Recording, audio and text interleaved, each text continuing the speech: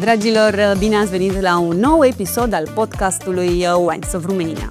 Sunt Marinela Ardelean, iar astăzi am alături de mine o familie deosebită, având în vedere pasiunea pentru vin și gastronomie.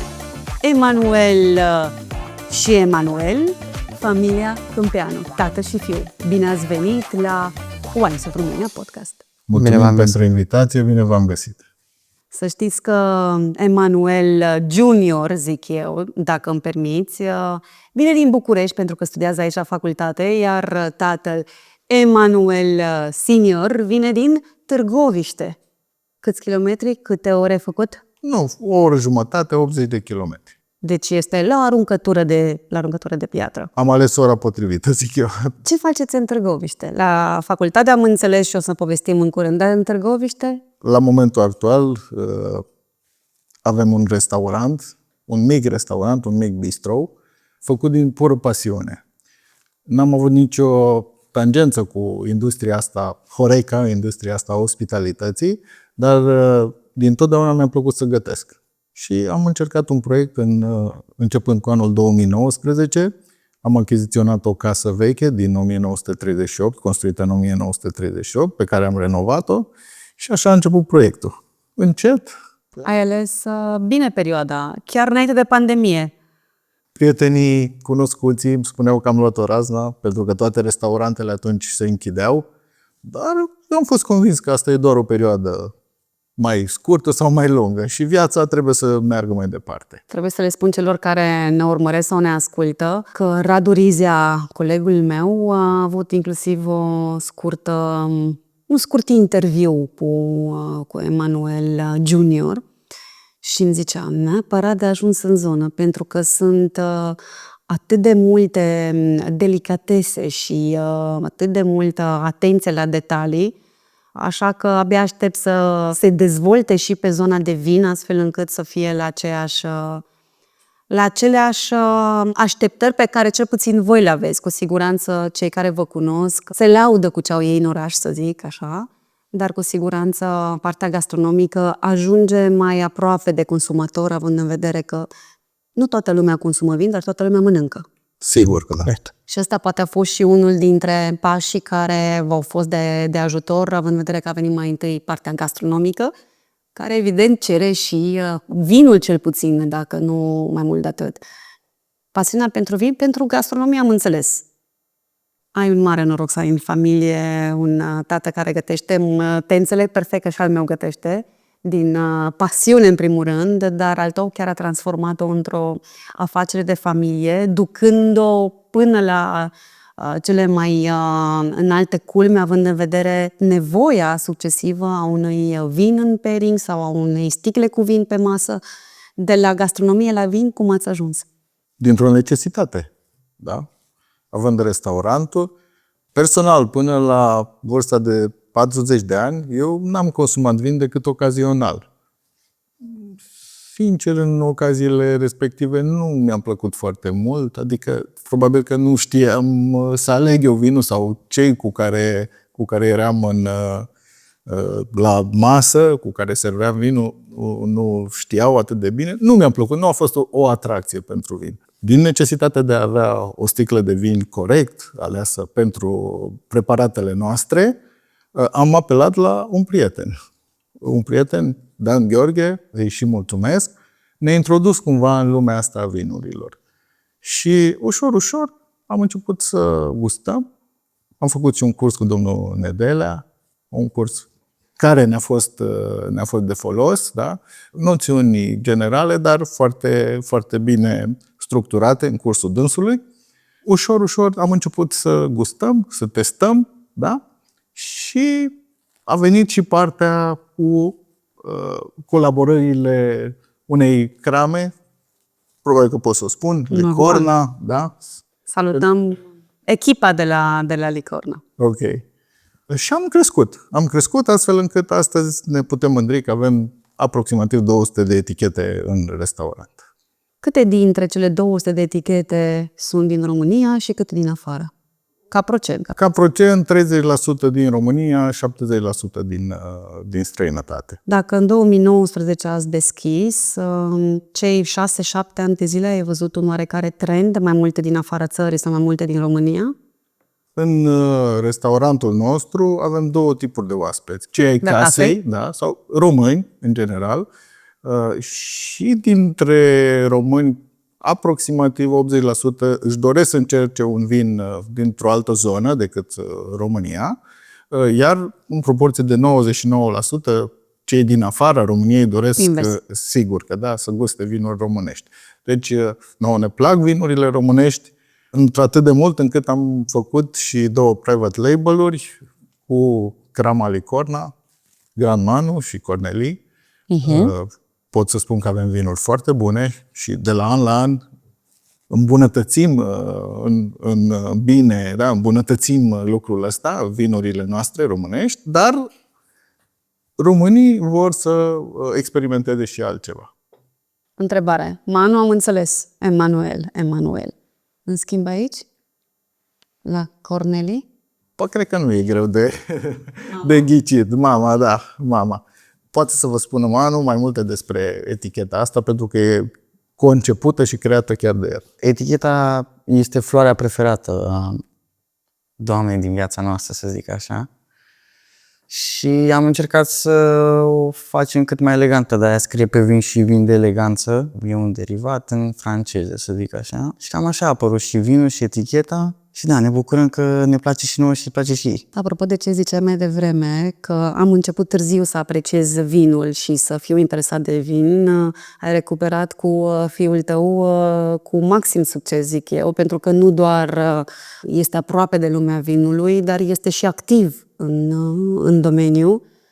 Și nu pot să nu te întreb care a fost primul vin pe care l-ai... Primul vin? Da, dacă îți mai aduci aminte.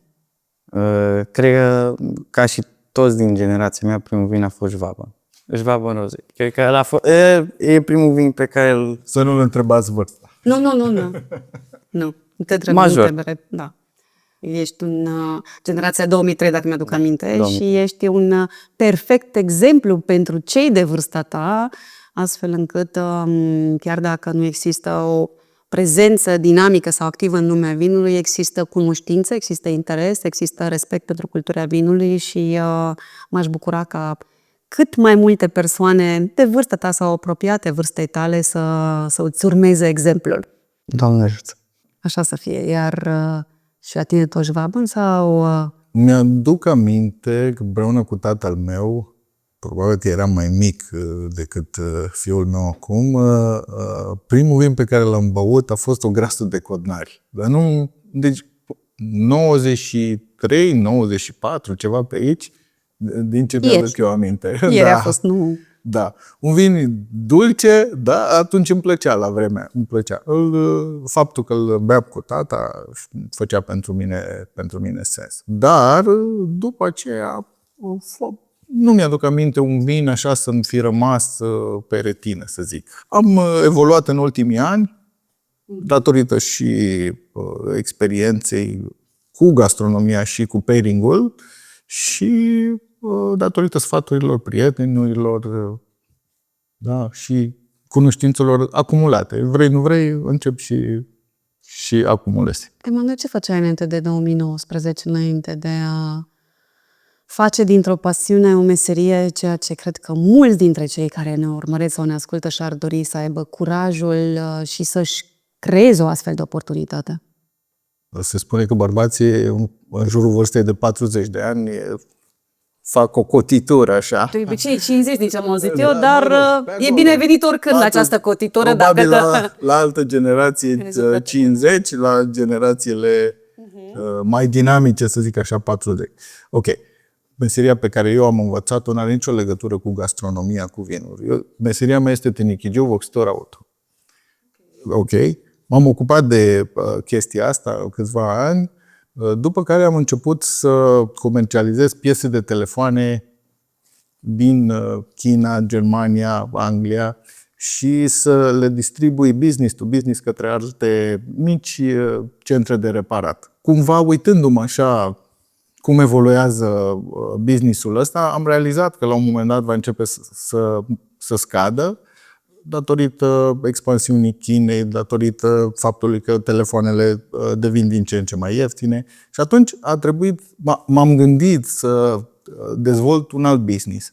Fiind pasionat tot timpul de gastronomie, în sensul că întotdeauna mi-a plăcut să gătesc. În vremurile în care o curtam pe soția mea, îi spuneam, uite, știi, eu o să gătesc și doamna nu prea... A apreciat. Nu prea m-am crezut atunci, crezând că e doar așa o chestie de curtare, sau știu eu, de a atrage cumva atenția asupra mea, dar după o perioadă mi-a confirmat că știu să gătesc, să zic așa. Am zis, ok, îmi place să gătesc, îmi place să mănânc bine. În orașul nostru era destul de greu să găsești un loc în care să te simți bine, să mănânci corect. Și atunci, ok, m-am gândit, în orașul nostru nu există un astfel de loc, hai să-l fac eu. Repet, m-am apucat în 2019-2020 de construcție, de achiziția utilajelor. N-am fost prea încurajat așa de cercul meu, dar am mers mai departe și în 2022 am reușit să deschid acest mic bistro. Avem 45 de locuri și pas cu pas... Care e specialitatea? Grătar. Grill, orice. Logo-ul nostru este Grill, Soul and More. Deci facem pe grill orice tip de carne, de la vită până la pește. Soul, sufletul are nevoie să se simtă bine și nu se hrănește doar cu mâncare sau doar cu vin. Da, de-aia contează foarte mult atmosfera pe care noi o creăm acolo. Și More rămâne o poartă deschisă ca oamenii să se simtă bine și de ce nu să experimentăm cu totul și cu totul alte lucruri legate, bineînțeles, de gastronomie, de vin și așa mai departe. Succes pe zona gastronomică, succes din punct de vedere a ceea ce mulți apreciază, și anume raport preț-calitate, să fie calitate, mai ales la prețuri corecte. Cum s-a făcut trecerea de la gastronomie, asociere vin, dar și vânzare vin? Intră în scenă Mano. Cred că prima oară când ne-am gândit să deschidem un magazin de vinuri a fost mai mult o extindere a restaurantului. Adică așa a fost ideea de început. O extindere a restaurantului, dar avem și un wine bar la Târgoviște, adică și acolo facem degustări, facem prezentări, în special cu cramele care le aducem noi. Principiul ăsta a fost să facem o extindere a restaurantului. Dacă am văzut că merge un restaurant cu puține locuri și destul de specific, doar cu mâncare bună, la început noi în restaurant nu am avut meniu. Am încercat să avem o relație cu clientul și după care el să meargă pe recomandările noastre. De la vin, la mâncare, la garnituri, la orice. Și asta ceea ce se și întâmplă astăzi. Da. Și am încercat să facem asta și cu vinurile. Am început să mergem la show-uri, la Vin Italy, Wine Paris, odată și în Germania. ProWine-ul. Și atunci am văzut noi ce înseamnă cu adevărat industria asta în mare, nu doar la noi în țară. La noi în țară era un pic mai complicat să ne dăm seama de ce înseamnă să comercializezi vinuri. Și pe la începutul lui 2025 ne-am gândit așa un pic, am cochetat cu ideea și după care am zis ok, începem cu un site micuț, facem și o cameră lângă restaurant pentru wine bar și cam asta e povestea Viva Vino, să zic așa. Poți să spui numele site-ului? O să-l mai spunem, da. Dar... vivavino.ro, așa se numește. Și avem și acolo un motto, dolce far niente. Dolce și far niente și far tutto. Important e să se regăsească și acolo pasiunea pe care am menționat-o mai devreme la Mano Bistro. Sunt tare curioasă, Emanuel. Câți dintre prieteni te sună să-ți ceară o recomandare în materie de vin? Prea puțin. Profitați, dragilor prieteni ai lui Emanuel Junior, dar și senior, pentru că sunt prietenii la nevoie să-i cunosc, să zic așa. Da, pot să zic că persoanele din generația mea preferă să consume în general nu vin. Probabil băuturi spiritoase sau Ce fel de cocktailuri sau- vinuri? Când aleg vinurile, ce fel de vinuri consumă cei din generația ta? Păi vinurile, să zic așa, pentru social drinking. Vinuri nu foarte scumpe, ceea ce e și normal. Și vinuri, da, pentru o socializare mai îndelungată, să zic așa. Vinuri albe, vinuri roze. Se consumă șpriț în rândul tinerilor Bineînțeles. de vârsta ta? Da, normal. E oarecum normal, să zic așa. Cred că așa nu suntem prima generație care a inventat șprițul. Mă gândeam, poate voi aveți altceva, știi? Și Nu, era, nu, încă- scoteam aici un trend în cadrul Nu. podcastului. Am preluat și noi șprițul de la De la bătrâni. noi. Eu am să zic părinți, da. A fost foarte... Părinți, da. Părinți, bunici. Ce sfaturi sau ce sfat ai putea să împărtășești părinților care au copii de vârsta ta în materie de relație cu vinul? O sticlă bună cu copilul tău la vremea potrivită, eu cred că faci bine. Cât de mândru e tata? Ia zi, că și eu sunt mama, așa că zi cât de mândru ești tata de fiul tău. Sigur că sunt mândru, sigur. Da, și noi am experimentat, da, mi-aduc aminte, și în alte contexte, cum poate un pahar de vin a calmat o situație. Are dreptate. Poate că după un pahar de vin reușești să te apropii sau să cobori așa la un nivel la care poți să comunici mult mai bine cu copilul tău. Deci poate fi aproape ca o punte între generații, un pahar cu vin la masă. Între... Sigur, trebuie să le spunem urmăritorilor noștri că Cu e foarte moderație. importantă cantitatea. De Da. asta am zis un pahar, n-am zis o sticlă.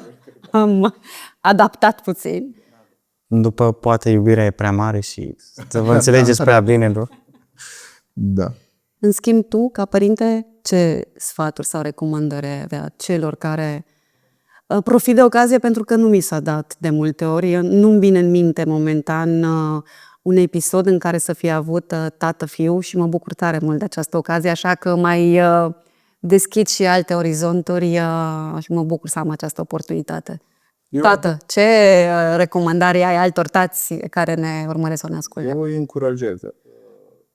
În primul rând, copiii noștri în adolescența lor vor fugi cumva de noi pentru că vor vrea să experimenteze lucruri cumva interzise pentru ei. Și atunci, ok, fiecare își alege vârsta la care crede că poate să comunice cu băiatul sau chiar și cu fata lui, da? În modul acesta la un pahar de vin, dar consider că mai bine să consumi un pahar de vin cu copilul tău de calitate, decât copilul tău să iasă într-un context în care e normal, tu nu ai cum să controlezi și nu știi ce poate să consumi. Calitatea este foarte importantă a vinului. Da? Nu există vinul cel mai bun, dar există vinuri corecte. Și pe alea trebuie să le consumăm, bineînțeles, împreună cu copiii noștri. De ce nu? Este o punte de legătură, este o ușă care se deschide, da? Și de acolo putem comunica mai bine. Alături de o mâncare bună, un vin bun, cred că... Eu să testăm puțin la cunoștințe pe Emanuel Junior. La valori te-ai descurcat senzațional până în prezent. Ce înseamnă un vin de calitate? Dacă te sună un prieten, cauți și un vin bun, un vin de calitate și nu-i dai brandul și nu-i dai soiul, cum îi spui sau cum îl ajuți să identifice dacă vinul este de calitate sau nu? Vinurile foarte ieftine nu au cum să fie cele mai bune, adică 30 de lei pe o sticlă de vin e destul de complicat să fie extraordinară. Asta nu înseamnă că nu e băubilă. Da, nu. Nu vrem să... E mai greu ca un vin, mai puțin probabil ca un vin prea economic sau aparent economic să fie și de o calitate...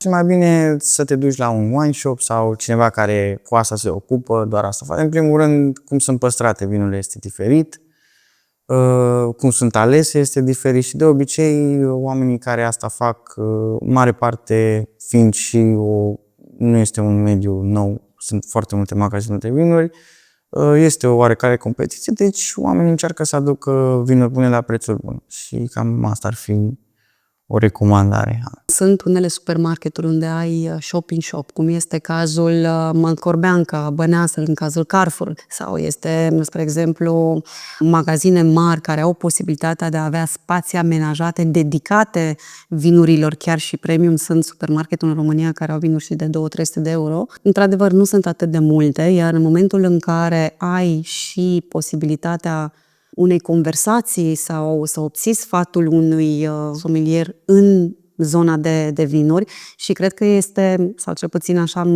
am înțeles de la tine, că în momentul în care ai un wine shop, când ai un magazin specializat, când poți să primești și recomandarea unei persoane avizate, experiența sau șansa de eșec este redusă. Având experiență în Italia, unde deseori brandurile foarte importante de case de vinuri refuzau să fie prezenți în supermarketuri, pentru că cultura în țara respectivă nu este de așa natură, astfel încât să ai la îndemână un vin foarte bun într-un supermarket. Din fericire, la noi în țară poți să ai și surprize extraordinare, pentru că eu zic că în continuare România este țara tuturor posibilităților, așa că poți să ai cea mai mare experiență într-un wine shop, cum este cazul vostru, sau într-un magazin, într-un supermarket, magazin de vinuri într-un supermarket. Tot ce este specific, da, în cele mai multe cazuri se găsesc și vinuri bune. Eu am format așa ca și în mod general că de obicei oamenii nici măcar nu se duc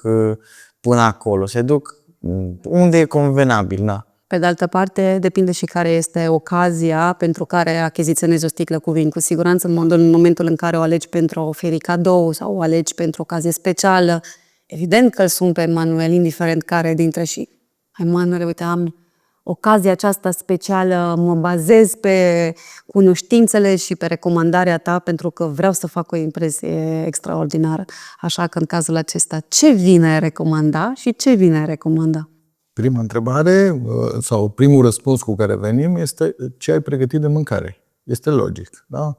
Și atunci, cumva, aflăm și evenimentul în sine, ce se întâmplă acolo, da? Că una este să ai o onomastică acasă și alta este să ai un randevu acasă, nu? Uite, am apelat la serviciile celor de la Manu Bistro, care, într-o ocazie absolut extraordinară și excepțională, vin acasă la noi și pregătesc în grădină o experiență la grătar, așa că va fi atât carne cât și pește.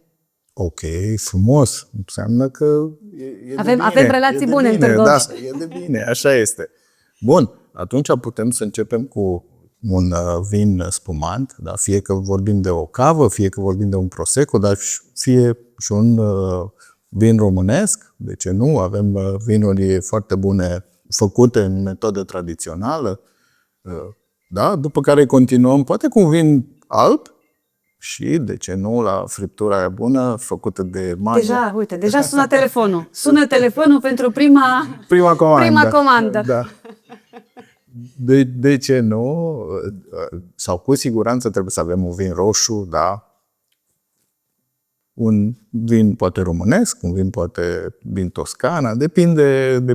Acum, cumva trebuie să atingem și bugetul pe care cineva vrea să-l acorde sau să-l ofere pentru ocazia respectivă. Este foarte important. Bugetul este foarte important. Deși trebuie să cumva să-l duci într-acolo, adică nu poți să-l întrebi pe om abrupt care ți-e bugetul. Câți bani ai? Da, exact, da. Dar cumva trebuie, în funcție de buget, putem să găsim vinul potrivit. Dar să știi că deja mi-ai răspuns, chiar dacă nu am atins detaliile în materie de buget, pentru că mi-ai vorbit despre diversitate. Așa că, indiferent că vorbim de România sau vorbim de Italia sau de Spania, soluții care îmi permit să fac o impresie bună prietenilor care vor veni la petrecere este o garanție. Emanuel, te sun ca să-ți cer o recomandare legată de o aniversare.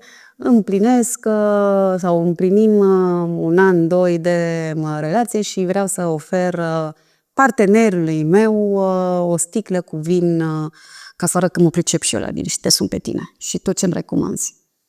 Păi, prima întrebare ar fi care este... Nu mă întreba de buget. Nu bugetul. Lăsăm la final. Pentru un astfel de eveniment nu există buget. prima oară v-aș întreba care este vinul preferat. Ca Al lui? Al lui, da. Păi, dacă e pentru el, mă gândesc că... Îi plac mult vinurile roșii produse de Gabi Lăcureanu. Am înțeles, înseamnă că va trebui să luați mai multe. Noi le avem pe toate. Dar eu nu mă pricep deloc la vin. Așa că am nevoie de o singură sticlă cu care sigur mă va cere în căsătorie. Wow! Wow! Asta să Măcar văd două provocare. să fie. Greutate mare pe umerii lui. Una. Toate sunt alese de noi înainte, toate sunt bune, toate vor fi o alegere bună, așa că le spun în felul următor. Intrați pe site, vedeți ce etichetă vă place mai mult, ce etichetă vă exprimă ceva și pe aia alegeți. Pentru mine eticheta este o copertă a vinului și de cel mai multe ori eticheta vinde. Asta având în vedere că noi avem încredere în vinurile noastre și știm că toate sunt bune. Dar eu pot să recomand ceva specific de Gabi Lăcureanu, un negru de Drăgășan din Dealul Mare. Dintr-o tarla micuță de la Casa Stanca, Gabi a reușit să facă din strugurie ceva senzație. Deci, avem eticheta, avem povestea, avem ediția limitată. Și avem și punga de cadouri. Serios, la asta chiar nu am așteptat, dar să știi că ajută. Bravo! Sunteți faini, mai ales în modul în care vă completați și este atât de important, mai ales când vine vorba de business în familie, de o afacere în familie. Viitorul următoarelor generații, ne învață italienii cel puțin, este asigurat. Pe cei care i-ați convins sau i-am convins împreună că sunteți o destinație în materie de vinuri, de enogastronomie și nu mă refer doar pentru cei care ajung în Târgoviște, dar poate cei care vor să intre pe site-ul vostru și să facă cadouri sau să exploreze preferințele voastre sau recomandările voastre în materie de vinuri, ce informații putem să le oferim? Avem Manu Bistro, care are 45 de locuri, care este deschis în fiecare zi sau nu? Nu, avem un program un pic mai special, este deschis de marți până sâmbătă. Duminica și lunea avem închis. Prânz și cină? Sau? Prânz și cină, începând cu ora 12. Formatul este următorul. Meniul se schimbă în fiecare zi. Avem o ciorbă, o supiță la prânz, felul 2, după care toate produsele sunt fresh, se gătesc pe loc, nu există absolut nimic. Mă rog, există acel prep, acea pregătire dinainte, dar meniul este foarte divers. În funcție de ce găsim, în funcție de prospețime, ok? Deci de marți până sâmbătă. Bun, deci avem Manu Bistro, magazinul de vinuri online. Da. Viva Vino. Ce informații pe care nu le-am împărtășit și crezi că ar fi utile de cunoscut? Pe social media sunteți prezenți? Da, suntem prezenți Instagram și Facebook. Noi am încercat să aducem vinuri pentru toate buzunarele și toate vinurile care le avem noi sunt gustate, testate înainte, adică nu este ceva adus doar pentru că e ieftin sau că e un brand. Ideea din spate a fost cramele mici, cramele unde noi chiar am fost în Italia și am fost la aproape toate cramele pe care le avem, cel puțin din Toscana. Am fost la ei acolo, am văzut cum fac ei lucrurile, ne-a plăcut foarte mult, o să ne mai întoarcem acolo și avem o relație foarte frumoasă și cu producătorii, adică am făcut și această relație cu cei de la crame și da. Și evenimente de gustări? Sigur. Despre astea, da. Despre asta ce putem spune celor care... Următorul eveniment de degustări va fi pe 29 mai, va fi cu Vila Vinea. Oricine dorește să participe, va fi la Târgoviște, o să fie foarte frumos, va fi cu pairing de mâncare, vor fi 8 băuturi cu 7 feluri de mâncare. Și înscrierile sau cine vrea să participe? Le găsiți ori pe pagina noastră de Instagram la Manu Bistro sau pe Viva Vino. Sau chiar și pe Google dacă ne căutați acolo. Pe orice număr sunați, sigur veți putea face o rezervare. O să avem și noi grijă ca în descriere să se afle și contactele voastre și paginile voastre de social media. Dragilor, mie mi-a plăcut să vorbesc cu voi, să aud povestea voastră. Poate peste un an sau când o fi posibil, măcar un jumate să fie internaționale, jumate românești, pentru că avem și noi suficiente și crame mici, dar și povești care merită descoperite și în egală măsură, așa cum spuneați, vinurile internaționale sau vinurile din afara țării sunt atât de multe, câteva dintre ele care chiar merită, vă invit să le descoperiți inclusiv la Festivalul de Vinuri Wine, dacă tot vă placă târgurile de vinuri, care este unul dintre cele mai mari, dacă nu cel mai mare eveniment de vinuri premium din România. Și sincer, abia aștept să ajung la Manu Bistro la Târgoviște să descoper atât preparatele, dar mai ales pairing-ul pe care voi îl propuneți cu atât de multă încredere. Vă așteptăm cu mare drag. Ar fi o plăcere să vă avem la noi în restaurant. Vă mulțumesc. Împreună cu echipa, bineînțeles. Invităm și echipa.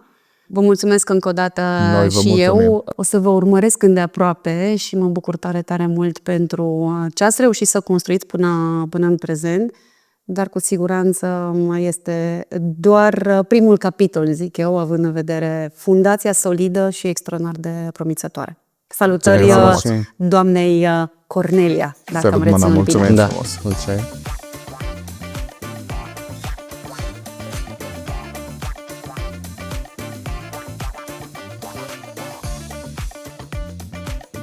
Dragilor, vă mulțumesc că ne-ați urmărit, că ne-ați ascultat. Vă invit să descoperiți povestea familiei Câmpeanu, urmăriți paginile de Facebook și Instagram Manu Bistro și Viva Vino.